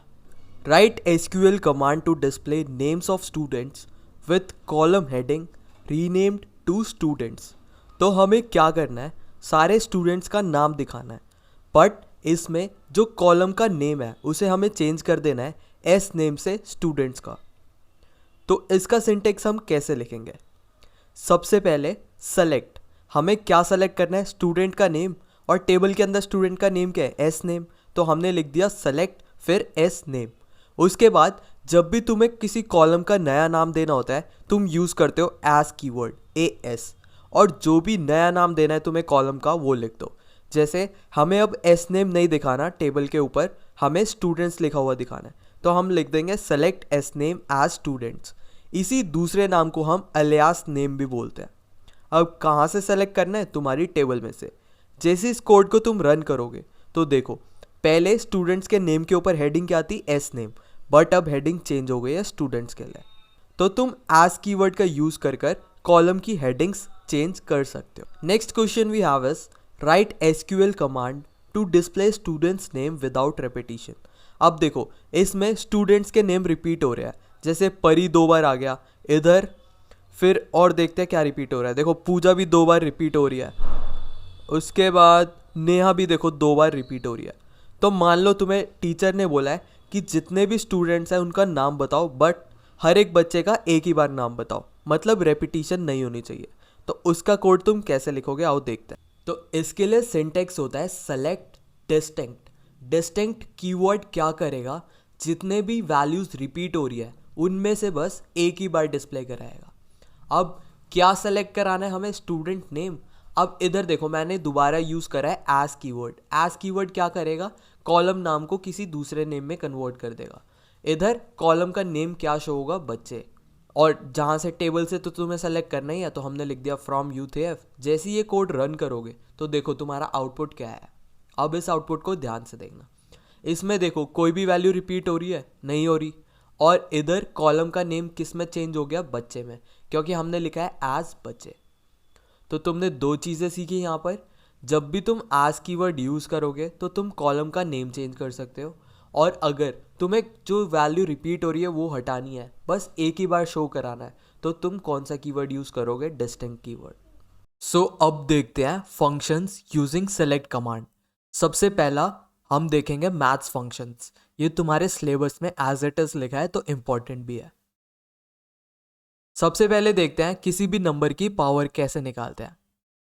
मान लो हमें पावर निकालनी है 3 की, और पावर की वैल्यू है 2, मतलब 3 की पावर 2 निकालो। तो इसको हम लिखेंगे यूजिंग, सबसे पहले तो सेलेक्ट लिख दो, फिर पावर कीवर्ड, फिर जो भी तुम्हारा बेस है। जैसे हमें 3 की पावर चाहिए ना, तो पहले लिख दो 3, और कितनी पावर है 2, तो 3 की पावर 2, 3 इंटू 3 क्या आता है आउटपुट, 9। तो हमारा आंसर आ गया 9। उसके बाद कोई भी नंबर अगर तुम्हें राउंड ऑफ कराना है तो तुम क्या यूज़ करते हो, राउंड। अब राउंड कैसे वर्क करता है, जो भी तुम ब्रैकेट के अंदर पहले दोगे वो तो तुम्हारा एक्चुअल नंबर हो गया। अब डेसिमल के बाद कितने नंबर राउंड ऑफ करने हैं वो तुम सेकंड कॉमा लगा के दोगे।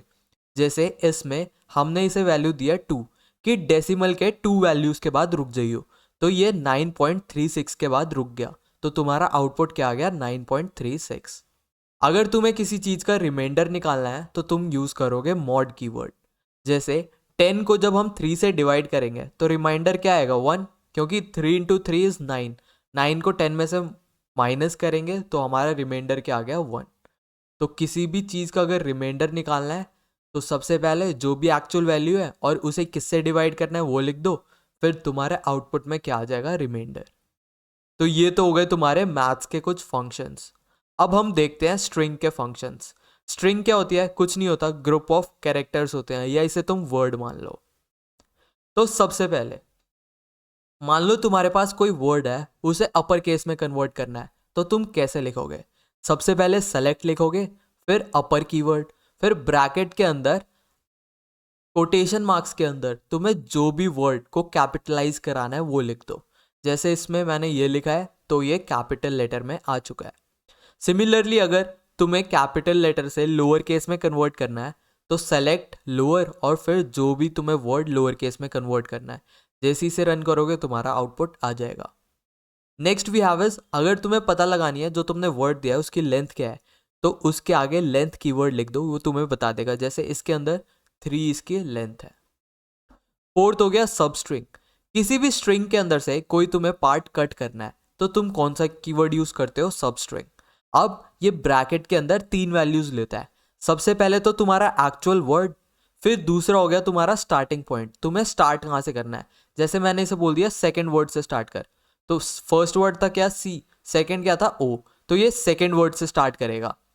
थर्ड वैल्यू हम देते हैं कितने वर्ड्स चाहिए हमें, मैंने मेंशन कर दिया इसे 3 वर्ड दे दे, तो ये सेकंड इंडेक्स पे जाएगा, फिर 1 2 3 इधर से ORN वैल्यू तुम्हें रिट्रीव करके दे देगा। तुम्हें पता लगा सब स्ट्रिंग क्या करता है, ये 3 वैल्यूज लेता है, एक पहला एक्चुअल वर्ड, फिर स्टार्टिंग पॉइंट, और फिर कितने कैरेक्टर्स तुम्हें उठाने हैं। Next we have is left. Left keyword क्या करता है, तुम्हारे लेफ्ट में से जितने भी नंबर ऑफ कैरेक्टर तुम्हें चाहिए वो दे देता है।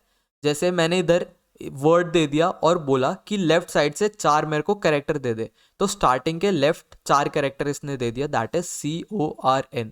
तुम्हारा आउटपुट भी आ गया CORN। सिमिलरली राइट होता है, अगर तुम्हें राइट साइड से कैरेक्टर चाहिए तो सबसे पहले अपना वर्ड दे दो और कितने कैरेक्टर चाहिए। जैसे मेरे को 3 कैरेक्टर चाहिए तो मैंने इधर लिख दिया 3, तो राइट साइड के 3 कैरेक्टर हमारे पास आ गए आउटपुट में। देन अगर तुम्हें कोई वर्ड डिटेक्ट करना है कि ये वाला वर्ड किसी वर्ड में प्रेजेंट है कि नहीं, तो तुम यूज करते हो INSTR, मतलब इन स्ट्रिंग। सबसे पहले तो जो बड़ा वाला वर्ड है वो लिख दो और नेक्स्ट वैल्यू तुम दोगे जो भी वर्ड तुम्हें ढूंढना है। जैसे मुझे कॉर्न हब में हब ढूंढना है, तो इसने बता दिया 5, मतलब 5 पोजीशन पे हब लिखा है। आओ चेक करते हैं, 1 2 3 4 5, तो ये रहा फिफ्थ कैरेक्टर से क्या स्टार्ट हो रहा है हमारा हब, तो इसने आउटपुट दे दिया 5। उसके बाद हम next keyword we have is ltrim। ltrim क्या करता है, अगर कोई तुमने वर्ड दिया है और उसके आगे स्पेसेस है तो उस स्पेसेस को रिमूव करने के लिए तुम डायरेक्ट यूज कर सकते हो ltrim। ये फालतू के जितने भी स्पेसेस है लेफ्ट में वो हटा देगा, तुम्हारा आउटपुट आ जाएगा हब विदाउट एनी स्पेस।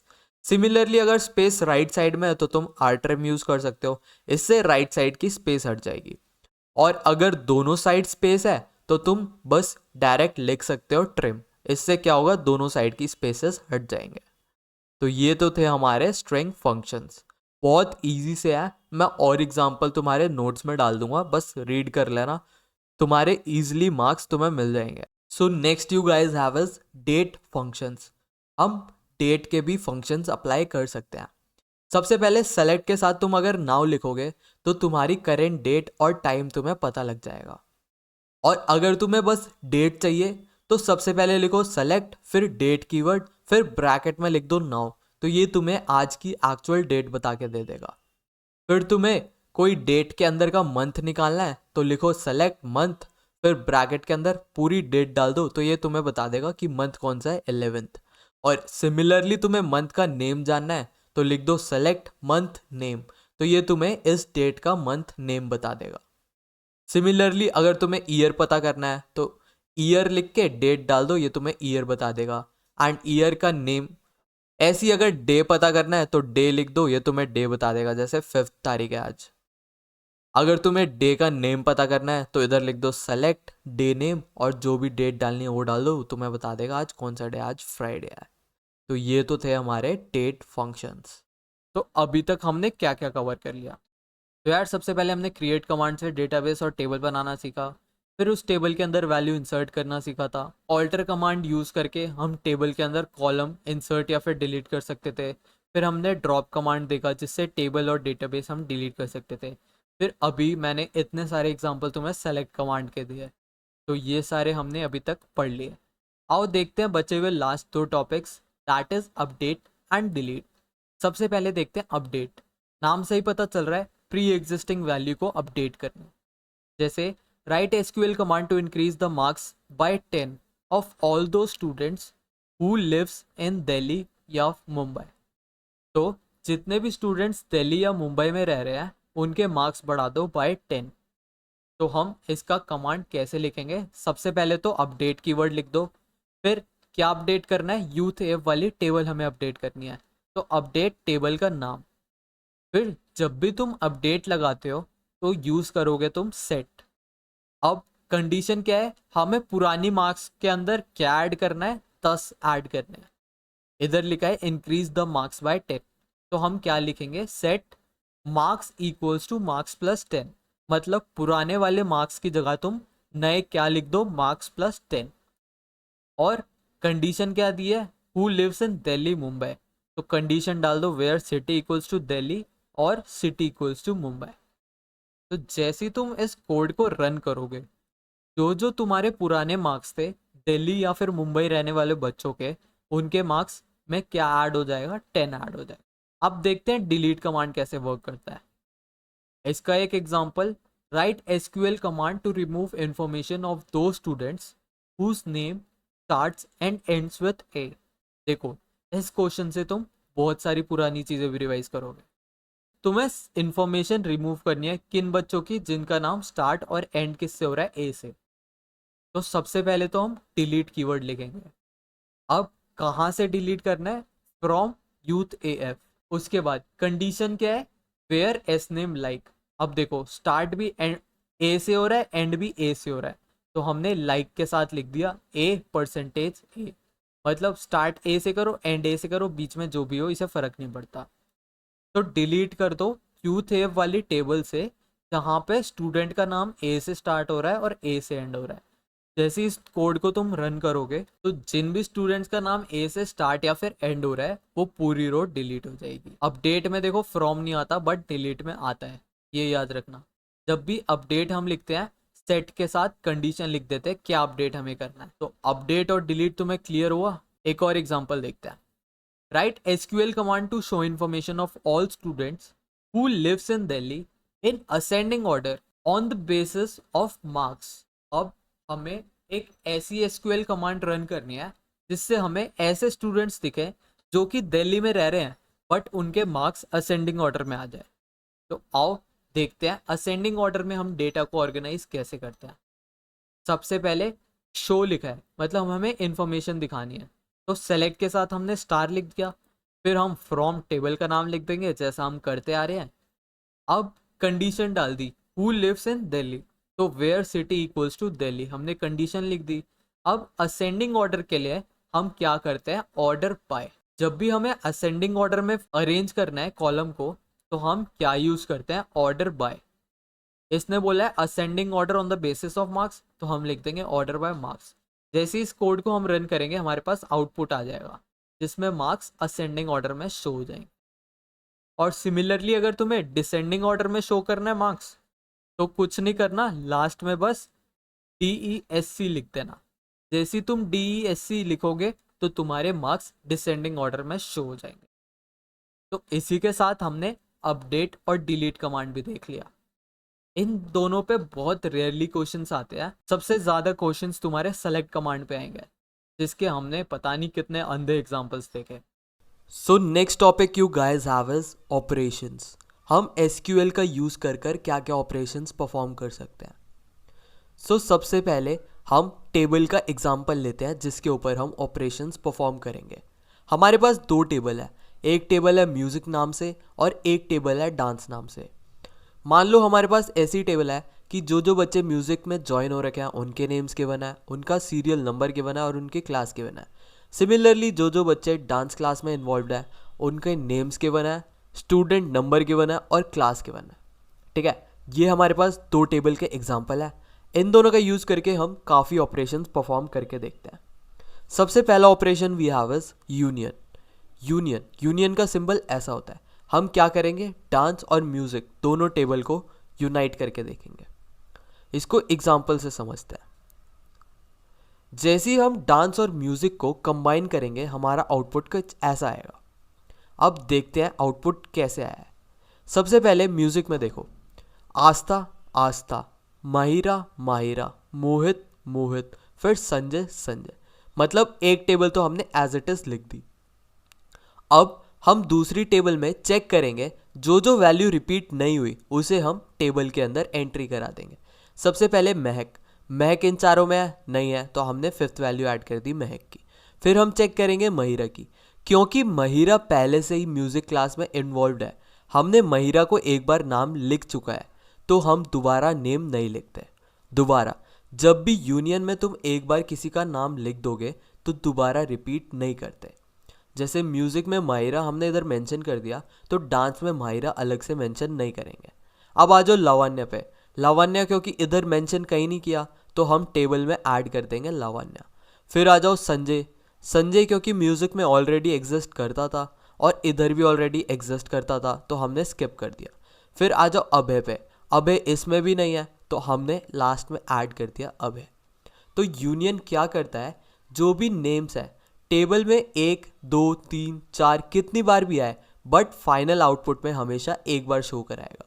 और ऐसा नहीं होता कि कोई भी वैल्यू स्किप हो जाएगी। अगर कोई नेम किसी भी टेबल में एग्जिस्ट कर रहा है तो वो फॉर श्योर तुम्हारे यूनियन वाले टेबल में भी आएगा। तो यूनियन क्या करता है, दोनों टेबल को कंबाइन कर देता है और जो भी वैल्यू रिपीट हो रही होती है उन्हें एक बार लिख देता है. So this was all union. Union के बाद देखते हैं हम इंटरसेक्शन क्या होता है. जैसे यूनियन दोनों टेबल में से सब कुछ मर्ज कर दे रहा था, बट इंटरसेक्शन क्या करता है, बस कॉमन वैल्यूज को शो कराता है. जैसे इन दो टेबल्स में से कॉमन वैल्यू कौन कौन सी थी, 2 महिरा 6 है, 2 महिरा 6 है, तो इसने कॉमन वैल्यू शो करा दी 2 महिरा 6 है. फिर एक कॉमन रो एक और थी हमारे पास, 4 संजय 7 है, 4 संजय 7 है, तो दूसरी कॉमन इसने शो करा दी 4 संजय 7 है. तो इंटरसेक्शन क्या करता है, जो भी टेबल्स, जितने भी टेबल्स गिवन है उसमें से कॉमन रो होता है, उस कॉमन रो को ये आउटपुट में शो करा देता है. इंटरसेक्शन का सिंबल ऐसा होता है उल्टा यू. यूनियन क्या होता था, सीधा यू. ठीक है, तुम्हें समझ आ गया यूनियन और इंटरसेक्शन क्या होता है. थर्ड ऑपरेशन हमारे पास माइनस. ये माइनस क्या करता है, एक टेबल में से दूसरी टेबल की वैल्यूज माइनस कर देता है. जैसे अभी हमने एग्जांपल लिया है कि डांस वाली वैल्यूज में से म्यूजिक वैल्यूज माइनस कर दो. तो इसमें क्या होगा, डांस टेबल में जितनी भी वैल्यूज है उनमें से म्यूजिक टेबल आएंगे और डांस वाली वैल्यूज में से रिमूव कर देंगे.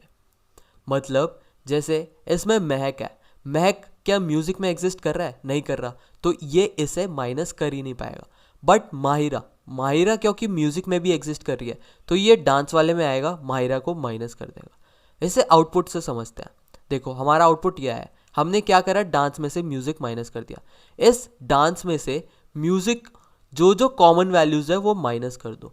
देखो क्योंकि महिरा और संजय दो कॉमन वैल्यूज थी तो इस पूरे टेबल में से दो वैल्यूज हट चुकी हैं और बाकी की लेफ्ट ओवर वैल्यूज हमारे पास ये आ गई. ठीक है, तुम्हें समझ आ गया. जो भी पहला टेबल होता है उसमें से जो भी कॉमन वैल्यूज दूसरे टेबल में एग्जिस्ट कर रही है वो माइनस कर दो और बची हुई पहले टेबल की वैल्यूज अपने आउटपुट में लिख दो. So this was minus operation. I hope तुम्हें तीनों ऑपरेशन क्लियर हो गए होंगे.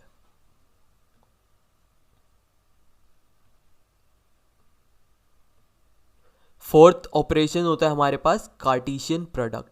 अगर तुमने मैथ्स पढ़ी है तो मैथ्स में ये पढ़ा ही होगा. हमारे पास ये दो टेबल थी, डांस और म्यूजिक. अगर इन दोनों का हम कार्टेशियन प्रोडक्ट करें तो देखो हमारा आउटपुट क्या आता है. ये दो कॉमन वैल्यूज है. अब देखो आउटपुट इतना बड़ा आया है. अब इतना बड़ा क्यों आया है, आओ चेक करते हैं. सो कार्टेशियन प्रोडक्ट क्या करता है, हर एक रो को दूसरे वाले टेबल के हर एक रो के साथ लिख देता है. जैसे सबसे पहले देखो 1 आस्था 7 है, 1 आस्था 7 है, इसने महक के साथ नाम लिखा. फिर देखो माहिरा 6, 2 माहिरा 6 है, इसने भी महक के साथ नाम रखा. तो कार्टेशियन प्रोडक्ट क्या करता है कि जितनी भी वैल्यूज एग्जिस्ट कर रही है वो हर एक वैल्यू दूसरे टेबल के हर एक वैल्यूज के साथ आ जाती है. जैसे 1 महक 8 है, ये इन चारों के साथ आ जाएगा. देखो 1 महक 8 है, 1 महक 8 है, 1 महक 8 है, 1 महक 8 है. ये 1 महक 8 है आस्था के साथ भी आ गया, माहिरा के साथ भी आ गया, मोहित के साथ भी आ गया, संजय के साथ भी आ गया. कार्टेशियन प्रोडक्ट क्या करता है, हर एक रो को दूसरे टेबल के हर एक रो के साथ डिस्प्ले करा देता है. जैसे आस्था माहिरा मोहित संजय, आस्था माहिरा मोहित संजय हमने लिख दिया. फिर इन चारों के साथ सबसे पहले क्या आई है, महक. फिर दोबारा इन चारों के साथ क्या आया, महिरा. फिर दोबारा चारों के साथ कौन आई है, लावण्या. फिर दोबारा चारों के साथ कौन आया, संजय. फिर दोबारा चारों के साथ कौन आया, अभय. तो तुम्हें कुछ नहीं करना, सबसे पहले इस वाली टेबल की वैल्यूज बार बार रिपीट करके लिख दो और एक बार महक लिख दो बार बार, एक बार माहिरा लिख दो बार बार, फिर लावण्या लिख दो, संजय लिख दो, अभय लिख दो. तो तुम्हें इंश्योर कराना है कि हर एक रो दूसरी टेबल के साथ कंबाइन हो रही है. ये होता है हमारा कार्टेशियन प्रोडक्ट. अब इसके अंदर कितनी वैल्यूज आएंगी, तो इन दोनों में से जितने भी रोज है उनको मल्टीप्लाई कर दो, तुम्हें आउटपुट पता चल जाएगा. जैसे इधर 4 रो है, इधर 5 रो है, 4 इंटू 5 इज 20, तो तुम्हारे आउटपुट में कितने रोज बनेंगे, 20 रोज. ठीक है, कार्टेशियन प्रोडक्ट तुम्हें समझ आया. क्या करेगा, हर एक रो को दूसरे टेबल के हर एक रो के साथ लिख देंगे. बस इतना था तुम्हारा कार्टेशियन प्रोडक्ट. अब नेक्स्ट टॉपिक है तुम्हारा जॉइन. जॉइन क्या करता है, तुम्हारे कार्टेशियन प्रोडक्ट में से कोई यूनिक वैल्यू कंडीशन के बेसिस पे निकाल के तुम्हें दे देता है. सो जॉइंस करके देखते हैं. एक एग्जाम्पल के साथ। तुम्हारे पास मान लो 2 टेबल गिवन है, एक यूनिफॉर्म टेबल, एक कॉस्ट टेबल। अब इसे हमें ज्वाइन कराना है। मान लो तुम्हें क्वेश्चन गिवन है, write SQL command to display the U code. हमें ये वाले कॉलम दिखाना है, यू नेम ये कॉलम दिखाना है, यू कलर ये कॉलम दिखाना है, साइज ये वाला कॉलम दिखाना है, एंड प्राइस ये वाला कॉलम दिखाना है। अब देखो 2 अलग अलग टेबल हैं, बट आउटपुट में तो हमें ये 5 चीज़ें दिखानी है। तो हमें क्या करना पड़ेगा, दोनों टेबल को ज्वाइन करना पड़ेगा, तभी तो हम दिखा पाएंगे कि कौन से कोड के साथ क्या नाम है, कौन सा कलर है, कौन सा साइज है, कौन सा प्राइस है। तो आओ देखते हैं, जब भी 2 टेबल में से अलग अलग कॉलम्स हमें दिखाने होते हैं तब हम यूज़ करते हैं जॉइंस का। इसका हम कोड कैसे लिखेंगे, सबसे पहले हमें क्या क्या दिखाना है, हर चीज़ दिखानी है, तो हमने लिख दिया सेलेक्ट स्टार। अब कहाँ कहाँ से सेलेक्ट करनी है, एक यूनिफॉर्म टेबल से भी करनी है, कॉस्ट टेबल से भी लिखनी है, तो हमने यूनिफॉर्म और कॉस्ट दोनों लिख दी कॉमा डाल के। अब कंडीशन लिखेंगे, कंडीशन अब दोनों टेबल को हम मर्ज तो कर रहे हैं, बट मर्ज किस बेसिस पे कर रहे हैं, कोई तो हमारे पास कॉमन वैल्यू होनी चाहिए। तो हमारे पास कॉमन वैल्यू है ना, यू कोड हमारा कॉमन वैल्यू है। अगर दोनों का यू कोड एक साथ हम लिख दे तो ये सारी रोज आपस में मर्ज हो जाएंगी। तो हमने लिख दिया कि यूनिफॉर्म, ये जो यूनिफॉर्म टेबल है उसका यू कोड मर्ज करा दो किसके साथ, कॉस्ट वाला जो टेबल है उसके यू कोड के साथ। तो इस कोड को इस कोड के साथ मर्ज करा दो, जिससे एक प्रॉपर पूरी रो बन जाएगी। जैसे 1 शर्ट वाइट, इसका यू कोड भी 1 है तो इसका साइज होगा L, इसका प्राइस होगा 580। सिमिलरली अगर 2 वाले यू कोड है तो मुझे सब बता दो, 2 वाले कोड का नाम क्या है, पैंट, उसका कलर क्या है, ग्रे, 2 वाले का साइज क्या है L 890, और 2 वाले एक और वेरिएंट प्रेजेंट है हमारे पास जिसका साइज है M और उसका प्राइस है 810। अगर मैं इस कोड को रन करूँ तो देखो तुम्हारा आउटपुट ऐसा आ जाएगा। सबसे पहले यू कोड आ गया हमारे पास, फिर इस टेबल में से यू नेम आ गया, इधर से यू कलर आ गया, फिर दोबारा यू कोड इधर, क्योंकि हमने मर्ज किस बेसिस पे करा है, यू कोड पे, मतलब यू कोड सेम होना चाहिए। इसका भी 1 है, इसका भी 1 है, तो इधर से इसका साइज आ गया, प्राइस आ गया, हमारी एक रो फिनिश। अब दोबारा चेक करो इस रो के लिए क्या इस टेबल में एक और वैल्यू कॉमन है, हाँ है ये वाली, तो इस रो को इस रो के साथ भी मर्ज कर दो। 1 शर्ट वाइट 1M 500, तो 1 शर्ट वाइट 1M 500। ठीक है, अब हम चेक करेंगे यू कोड 2 के लिए, यू कोड 2 ये वाली रो है। अब इस टेबल में ढूंढो सेकंड का है, ये रहा यू कोड 2, तो इस वाली रो को इस वाली रो के साथ हम मर्ज कर देंगे। 2 पैंट ग्रे 2 पैंट ग्रे, फिर 2L 890 2L 890, ये मर्ज हो गया। अब दोबारा यू कोड 2, अब देखो दोबारा कहीं 2 एग्जिस्ट कर रहा है, ये रहा, तो ये वाली रो एक और हमारी आउटपुट में आ जाएगी, 2 pant grey 2M 810, 2 pant grey 2M 810। अब आ जाओ यू कोड 3 के लिए, ये चेक करेगा इस टेबल में यू कोड 3 है, एग्जिस्ट ही नहीं करता, तो हमारे टेबल में कुछ बचा ही नहीं। इस टेबल की सारी रोज खत्म हो गई, मतलब हमारा आउटपुट कंप्लीट हो गया। तो ज्वाइन क्या करता है, जब भी तुम्हें 2 टेबल में से अलग अलग कॉलम शो कराने हैं तो तुम ज्वाइन का यूज़ करते हो, बट जब भी तुम ज्वाइन यूज़ करते हो तो ये इंश्योर करना एक कोई कॉलम तुम्हारा कॉमन होना चाहिए दोनों टेबल में से। ठीक है, सो अगर तुम्हें ये वाला आउटपुट डिस्प्ले कराना है तो तुम एक और तरीके से कोड लिख सकते हो जो तुम्हारी बुक में गिवन है। सबसे पहले सेलेक्ट स्टार फ्रॉम यूनिफॉर्म, सबसे पहले यूनिफॉर्म टेबल में से सब कुछ सेलेक्ट कर लो, उसके बाद ज्वाइन कर दो। ज्वाइन कीवर्ड हम यूज़ करते हैं ज्वाइन करने के लिए। दूसरी टेबल कौन सी है, कॉस्ट, इसका नाम क्या है कॉस्ट, तो हमने लिख दिया कॉस्ट। फिर जब भी हम ज्वाइन यूज़ करते हैं उसके साथ ऑन कीवर्ड यूज़ करते हैं। अब किस बेसिस पे हमें ज्वाइन करना था, तो यूनिफॉर्म का यू कोड किसके बराबर, कॉस्ट के यू कोड के बराबर। तो जैसे ही तुम इस आउटपुट को रन करोगे तो तुम्हारा आउटपुट भी सेम आएगा। So this was your complete unit 2, that is database query using SQL. Thank you guys for watching. See you in the very next video.